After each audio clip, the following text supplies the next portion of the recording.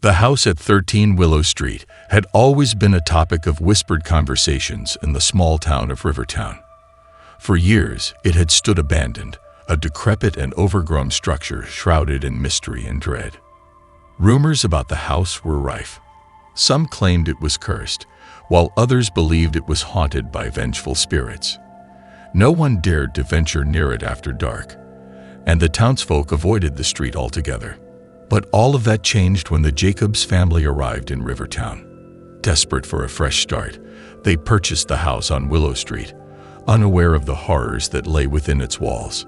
The Jacobs family, Mark, Sarah, and their 2 children, Emily and Daniel, had been through a series of misfortunes. They had lost their home, their jobs, and their sense of security in the wake of a financial crisis. When they stumbled upon the house on Willow Street, it seemed like a lifeline. The price was unbelievably low, and it offered the promise of a fresh start. Mark, an optimistic man by nature, saw it as an opportunity to rebuild their lives. As they moved into their new home, the Jacobs family brushed aside the warnings and superstitions of the townsfolk. Little did they know that the house held secrets that would soon engulf them in a nightmare they could never have imagined. The first night in their new home was filled with a sense of unease. Strange sounds echoed through the house, whispers in the walls, distant footsteps, and eerie creaks that seemed to have no origin. Sarah, ever the pragmatic one, attributed the sounds to the old house settling. Mark assured her that they would get used to it, and the children, tired from the move, fell into fitful sleep. But as the days turned into weeks, the whispers in the walls grew more pronounced. Emily claimed she heard voices in her room at night, and Daniel insisted that his toys moved on their own. Mark and Sarah couldn't deny the unsettling atmosphere that pervaded their home, and the sense of dread that had once surrounded the house on Willow Street began to seep into their lives. One day, while exploring the house, Emily discovered a hidden door in the basement. The door, concealed behind a shelf, led to a small windowless room. Its walls were covered in faded, cryptic symbols, and an old dusty mirror hung on one side. The moment Emily stepped into the room, an overwhelming sense of unease washed over her. She felt as if she were being watched by countless unseen eyes. She quickly left, vowing never to return. But the hidden room had awakened something dormant within the house, something malevolent. From that day on, the whispers in the walls grew louder, and the sense of foreboding deepened. As weeks turned into months, the Jacobs family found themselves trapped in a nightmare of unexplained phenomena. Objects moved on their own, footsteps echoed through the empty hallways, and chilling drafts swept through the house even on the warmest days. Emily and Daniel, once full of enthusiasm for their new home, grew withdrawn and fearful. They spoke of shadowy figures that lurked in the corners of their rooms and of voices that whispered terrifying secrets in the dead of night. Mark and Sarah, desperate to protect their children, sought the help of experts and paranormal investigators. But each attempt to unravel the mystery only seemed to provoke the malevolent force that had taken hold of their house. Dr. Elizabeth Chambers, a renowned paranormal investigator, arrived in Rivertown after hearing about the Jacobs family's plight. She had dedicated her life to studying the unexplained, and the house on Willow Street presented an opportunity to uncover the truth. Dr. Chambers was a woman of science, skeptical of supernatural claims. She believed that every paranormal phenomenon had a rational explanation, and her goal was to find it. As she entered the house, she brought with her an array of equipment: EMF meters, infrared cameras, and audio recorders. She was determined to capture evidence that would debunk the haunting claims and bring peace to the Jacobs family. But what she would discover within the house on Willow Street would challenge everything she believed in. Dr. Chambers' investigation of the house on Willow Street began with skepticism, but it quickly evolved into a battle against an unseen malevolence that defied explanation. Her equipment malfunctioned in the presence of the paranormal phenomena, and her rational explanations crumbled in the face of the inexplicable. She witnessed objects levitating, eerie apparitions appearing and disappearing, and heard guttural voices that seemed to originate from nowhere. The malevolent force within the house seemed to taunt her, mocking her attempts to rationalize what she witnessed. Dr. Chambers was forced to confront the possibility that the house on Willow Street was unlike any other haunting she had encountered. In her quest to understand the malevolent force within the house, Dr. Chambers stumbled upon an old journal hidden beneath the floorboards of the attic. The journal belonged to the previous owner of the house, a man named Elijah Blackwood. As she read through the journal, Dr. Chambers uncovered a chilling tale of a man who had become obsessed with the occult. Elijah Blackwood had conducted dark rituals in the hidden room in the basement, seeking to unlock forbidden knowledge and power.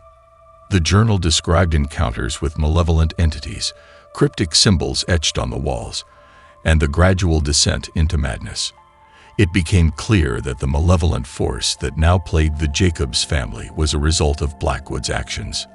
Dr. Chambers realized that to save the Jacobs family, she would need to confront the ancient evil that had been unleashed within the house on Willow Street.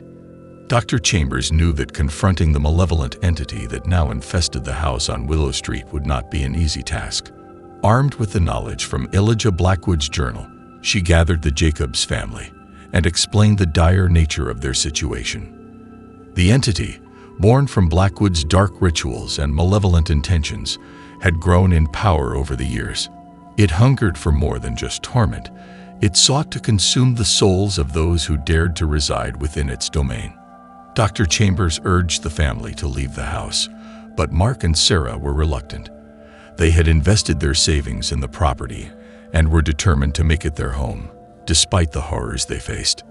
Desperate to find a way to banish the malevolent entity and restore peace to the Jacobs family, Dr. Chambers proposed a seance. She believed that by making contact with the entity, they could learn more about its origins and weaknesses. That evening, they gathered in the dimly lit living room. Dr. Chambers, Emily, Daniel, Mark, and Sarah formed a circle, their hands touching, and a sense of unease settled over them. Dr. Chambers chanted incantations, calling out to the entity in a bid to communicate with it. As the seance continued, the atmosphere grew tense. Unseen forces seemed to tug at them, and the temperature in the room dropped. Whispers filled the air, and the malevolent entity made its presence known. Through Emily, the entity began to speak. It revealed itself as a being of darkness, born from the depths of despair and hatred. It recounted the horrors it had witnessed, the pain it had endured, and the insatiable hunger that drove it. The entity's voice was a chilling blend of agony and malice, and it taunted the family with its knowledge of their deepest fears and insecurities. It claimed to have been awakened by their presence and vowed to consume their souls. Dr. Chambers, undeterred by the entity's malevolence, continued to question it, determined to find a way to weaken its grip on the family. She knew that uncovering its vulnerabilities would be their only hope. As the seance continued, the entity inadvertently revealed its vulnerability. It confessed that it drew power from the negative emotions of those it tormented, the fear, anger, and despair that filled the house. Dr. Chambers saw an opportunity to weaken the entity. She urged the Jacobs family to confront their own fears and negative emotions, to resist the entity's attempts to sow discord among them. Over the following days, the family embarked on a journey of self-reflection and reconciliation. They shared their deepest fears and regrets, seeking to mend the rifts that had formed between them. As they faced their own demons, the entity's hold on them began to wane, and they sensed a glimmer of hope that they could free themselves from its malevolent grasp. With the entity's vulnerability exposed, Dr. Chambers devised a plan to perform a powerful exorcism that would banish it from the house on Willow Street once and for all. She gathered the necessary materials, including ancient symbols and protective talismans. The night of the exorcism arrived. The family, strengthened by their newfound unity, joined Dr. Chambers in the living room.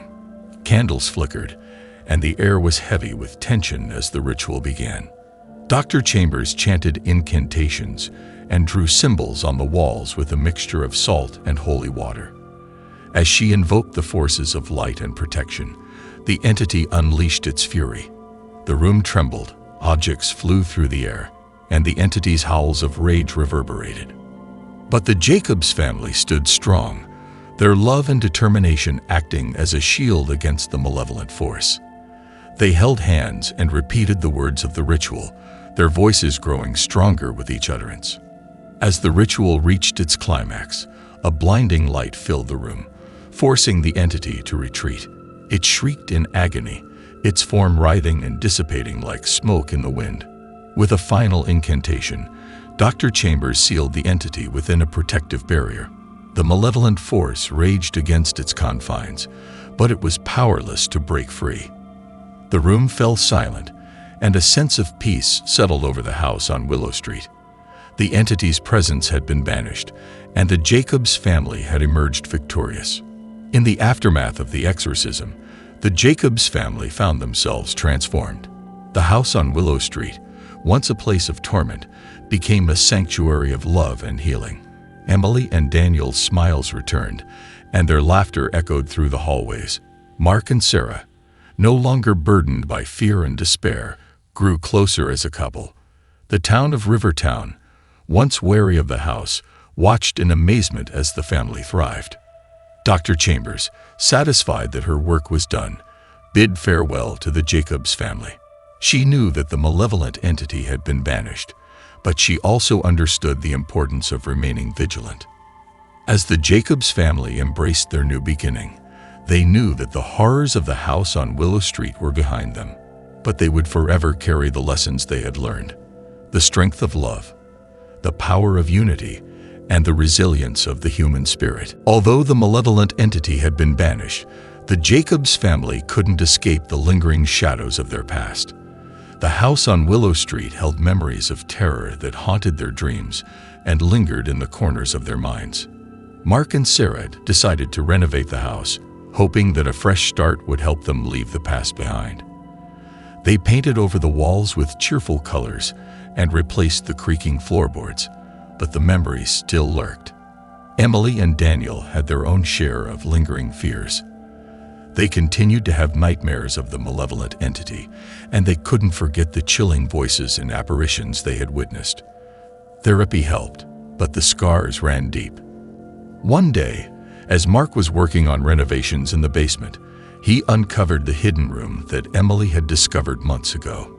The symbols on the walls had faded, but the malevolent energy still hung in the air. Curiosity got the better of Mark, and he decided to investigate the room further. As he entered, the temperature dropped, and he felt an overwhelming sense of dread. The room seemed darker, as if the shadows themselves clung to the walls. Mark quickly left the room, sealing it shut once more. He couldn't shake the feeling that they had missed something, that the malevolent entity might not have been completely banished. Mark's discovery of the hidden room filled him with unease. He decided to reach out to Dr. Chambers, the paranormal investigator who had helped them banish the entity. She agreed to return to Willow Street to investigate the room. Upon her arrival, Dr. Chambers could sense the lingering malevolent energy in the hidden room. She explained to the family that the entity might have left a residual presence behind, a remnant of its dark influence. Together, they conducted a thorough investigation of the room, using specialized equipment to detect any paranormal activity. What they discovered sent shivers down their spines: Elijah Blackwood's journal, which had been missing from the attic. Dr. Chambers examined the journal with a growing sense of unease. It contained new entries that detailed Blackwood's attempts to summon the malevolent entity back into the house, even after his initial encounters with it. Blackwood's obsession with dark rituals and forbidden knowledge had led him to believe that he could harness the entity's power for his own gain. He had performed a series of sinister ceremonies in the hidden room, attempting to re-establish a connection to the malevolent force. As they read through the journal, the realization struck: they might not have banished the entity after all. It seemed to have left a doorway open, a tether to the house, and it could return with a vengeance. In the days that followed the discovery of Blackwood's journal, ominous signs began to manifest in the house on Willow Street. Shadows moved in the corners of rooms, and the temperature dropped inexplicably. Emily and Daniel's nightmares returned with a vengeance, and they spoke of a presence in the house, watching them, whispering dreadful secrets. Mark and Sarah couldn't ignore the chilling events unfolding around them. Dr. Chambers, now certain that the malevolent entity was attempting to return, urged the family to leave the house once more. But the Jacobs family, unwilling to abandon their newfound hope and sense of home, were determined to confront the malevolent force head-on. In a desperate attempt to communicate with the malevolent entity and learn its intentions, Dr. Chambers suggested another seance. They hoped to uncover the entity's weakness and find a way to seal the doorway it had left behind. The atmosphere in the living room was heavy with tension as they formed a circle once more. Dr. Chambers chanted the incantations, calling out to the entity, while Mark, Sarah, Emily, and Daniel held hands. The seance began much like the previous one, with strange sounds and eerie whispers filling the room. But this time, the entity's presence was stronger, and it seemed more determined than ever to re-enter their lives. As the seance reached its peak, a bone-chilling wind swept through the room, extinguishing the candles and plunging them into darkness. The entity's malevolent laughter echoed through the house, sending shivers down their spines. Then the room was bathed in an eerie bluish light. The entity manifested itself, its form a grotesque and shifting mass of shadows. It taunted them with its presence, promising to torment them once more. Desperation and fear washed over the Jacobs family, but they refused to yield to the entity's malevolence. They repeated the incantations from the exorcism, determined to seal the doorway and banish the entity once and for all. A battle of wills unfolded in the darkened living room. The Jacobs family, guided by Dr. Chambers, chanted the incantations, their voices growing stronger with each repetition. They called upon the forces of light and protection to aid them in their struggle. The malevolent entity fought back with all its might, attempting to disrupt the incantations and break their resolve. Objects flew through the air, and the room shook with its fury. In the midst of the chaos, Emily and Daniel, empowered by their love for their family, joined the incantations.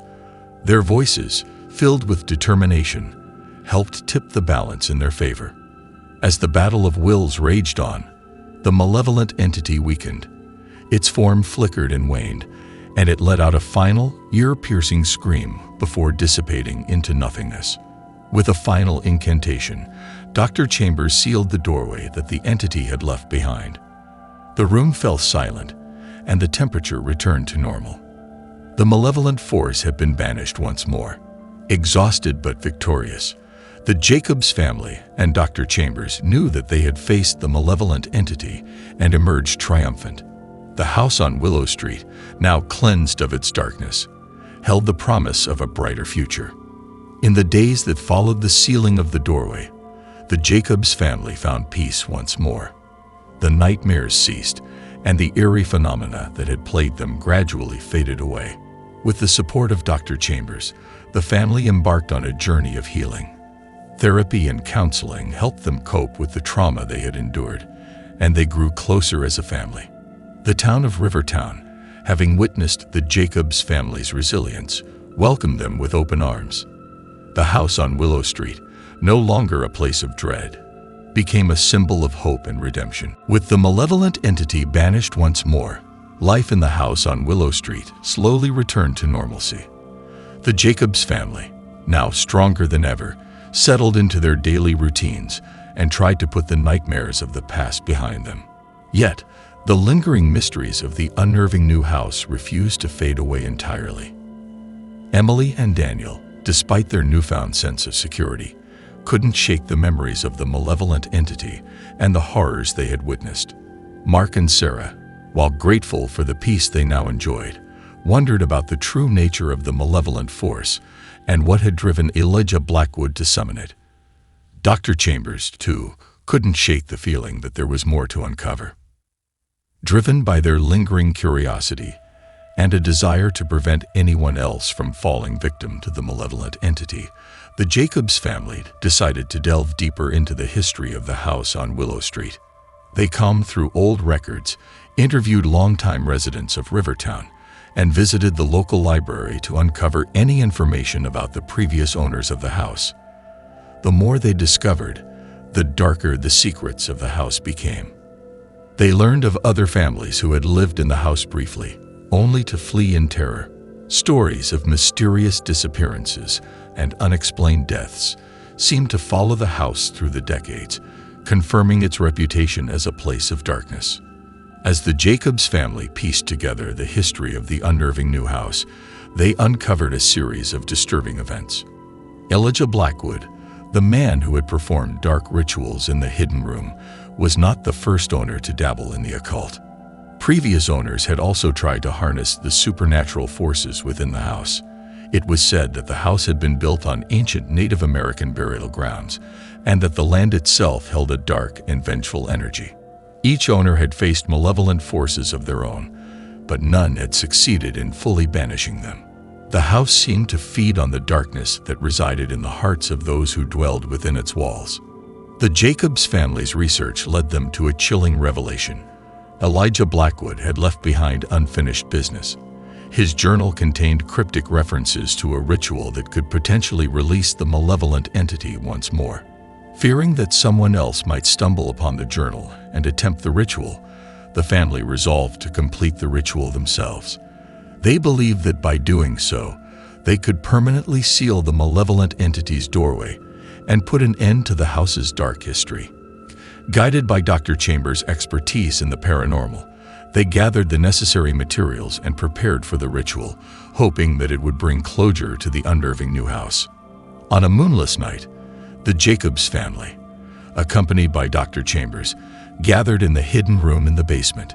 Candles flickered, casting eerie shadows on the walls covered in cryptic symbols. The ritual began with a series of incantations and offerings meant to appease and seal the malevolent entity. The air grew thick with tension as the family chanted in unison, their voices echoing through the dimly lit chamber. As they reached the climax of the ritual, the room seemed to vibrate with an otherworldly energy. The temperature dropped, and the walls themselves seemed to pulse with a malevolent presence. In the midst of the ritual, the malevolent entity manifested once more powerful and furious than ever before. It howled with rage, determined to resist the family's efforts to seal its doorway. The room became a battleground of supernatural forces. Objects flew through the air, and the walls shook as the entity fought to break free from its confinement. Dr. Chambers and the Jacobs family held fast, their determination unwavering. The ritual reached its climax, and with a final incantation, they channeled their collective willpower to seal the doorway once and for all. The malevolent entity shrieked in defeat as it was forced back into the shadows. With the ritual completed, the unnerving new house seemed to sigh in relief. The malevolent entity's presence lifted, and the dark energy that had plagued the house for decades began to dissipate. As the days passed, the house underwent a transformation. The atmosphere lightened, and the oppressive shadows receded. No longer a place of dread, the unnerving new house began to exude a sense of warmth and serenity. The Jacobs family and Dr. Chambers felt a profound sense of closure. They believed that, at long last, the house could be redeemed from its dark past. Life in the unnerving new house continued to improve.